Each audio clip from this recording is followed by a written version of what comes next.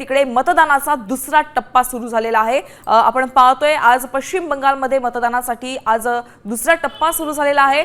विधानसभा निवडणुकीच्या दुसऱ्या टप्प्यात आज 142 जागांसाठी मतदान होतंय। मतदानासाठी शेवटचा अर्धा तास उरलाय।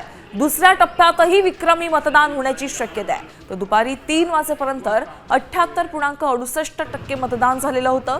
मतदानाच्या पहिल्या टप्प्यात विक्रमी 93% मतदान झालेलं होतं। तर दुसऱ्या टप्प्यात मुख्यमंत्री ममता बॅनर्जी यांची भवानीपूर ही अत्यंत महत्त्वाची आणि हाय प्रोफाइल मतदारसंघाचा देखील समावेश आहे। शेवटचा अर्धा तास उरलेला आहे मतदान संपायला। आपण पाहतोय पश्चिम बंगालमध्ये मतदान सुरू आहे। दुसऱ्या टप्प्यातलं मतदान सुरू आहे।